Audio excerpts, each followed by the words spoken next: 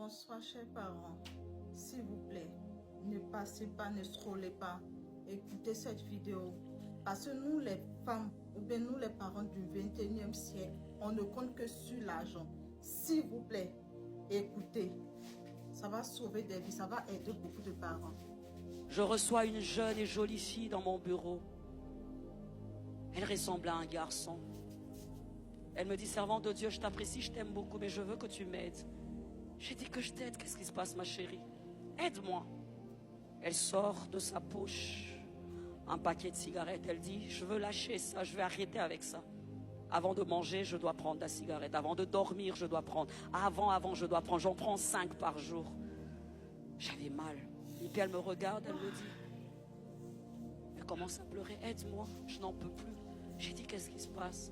Elle me dit, je suis lesbienne. Aide-moi. Je suis lesbienne. Et j'ai été initiée à mes 8 ans. J'avais 8 ans. Maman me déposait chez une voisine. Écoutez, À 11 ans, elle a commencé à m'initier. Aujourd'hui, j'ai 23 ans. Écoutez. C'est vrai qu'elle avait l'air d'un garçon. Elle me dit, je veux te montrer quelque chose. Elle prend son téléphone, elle me montre une image d'une jolie fille. Très belle fille. Je dis, c'est qui? Elle me dit, c'est moi. J'ai dit, quoi? C'est toi? Elle dit oui. Elle dit, mais je me déteste comme ça. Je me préfère comme ça. Elle a commencé à faire des manifestations démoniaques. On a prié par la grâce de Dieu, on a fait la délivrance. Elle a reçu Christ. Mais elle m'a dit, vous savez que ni mon père ni ma mère ne sait que je suis lesbienne. J'ai dit, comment? Ils me traitent de garçon raté. Écoutez, continuez d'écouter, s'il vous plaît. Écoutez. Wow. Ils me traitent de garçon raté. Et pourtant une fille malheureuse qui n'aimait pas sa condition et qui dans la maison cherchait juste l'attention, l'instruction, l'éducation. Vous savez, le temps. Qu'est-ce que le diable fait? Nous rend speed, matérialistes, occupés.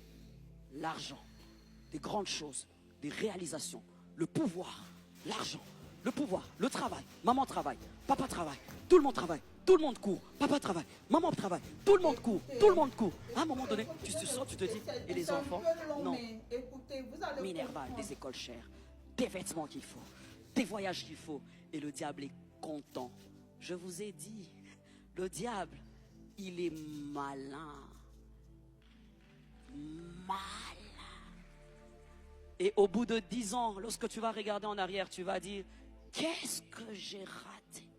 Qu'est-ce que j'ai fait? Et l'enfant te dira, au moment où j'étais innocent, au moment où je pouvais tout avaler, tu n'étais pas là pour moi. Papa, après cette prédication, maman, après cette prédication, je peux m'agenouiller et vous supplier pour dire, observons et regardons nos enfants. Observons et regardons nos enfants. Observons. Parce que ces enfants ne resteront pas tous les jours, toute la vie avec nous. Un jour, ils vont se retrouver à Babylone. Ils partiront. Mais ils partiront avec quel bagage? Par la grâce de Dieu. Je ne le dis pas parce que mon frère aîné est là. Sainte ni touche, je ne le suis pas. C'est vrai. Mais s'il y a certaines choses, des bévues ou abus que je n'ai pas fait dans ma jeunesse, c'est à cause de cet homme.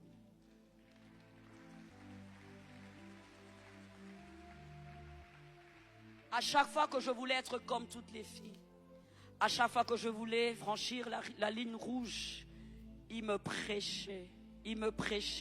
Et à chaque fois que je me retrouvais avec un garçon, ou je me retrouvais dans un environnement qu'il ne fallait pas, la voix de mon frère aîné tonnait. Le dépôt de la parole que je recevais donnait dans mon cœur. Mais c'était à quelle période où mon père était dans le chômage, où une jeune fille manquait de tout. Je n'avais même pas de bande hygiénique. Je manquais la lotion, je manquais de tout. Mais à chaque fois qu'il y avait des propositions indécentes, des hommes riches qui disaient, prends ça, donne-moi ton corps. Il n'y avait que la parole de Dieu sortie de la bouche de cet homme qui m'avait aidé. Nous étions bien éduqués. Notre papa était sévère. Mais cette barrière de l'éducation, je l'avais déjà franchie. Cette barrière de sévérité de mon père, je l'avais franchie. Mais il y avait une barrière, il y avait un dépôt de cet homme. Tous les jours, il me parlait.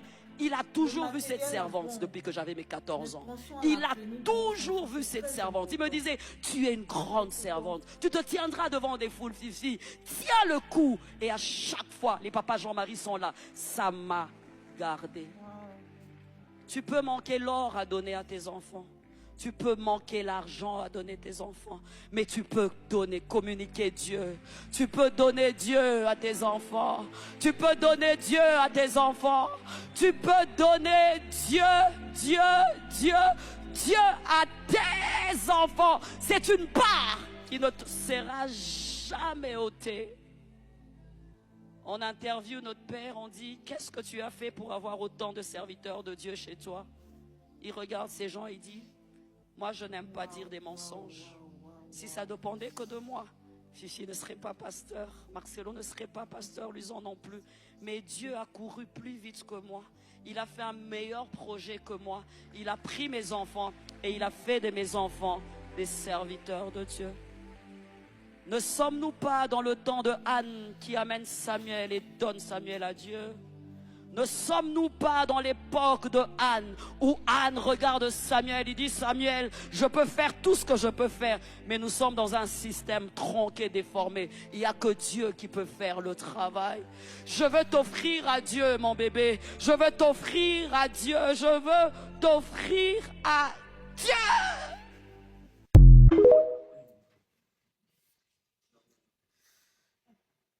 Ok.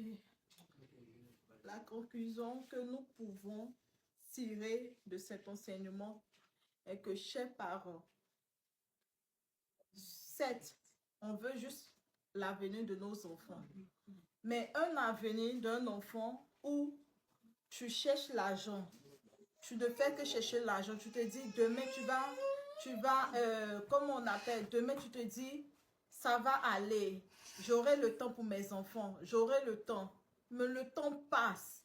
Au moment où on se rend compte, on n'est plus les amis de nos enfants. On n'est plus des complices avec nos enfants. Nos enfants, ils ont leur vie. S'il vous plaît, prenons conscience. C'est très, très primordial et c'est très important. Prenons conscience, s'il vous plaît. Merci.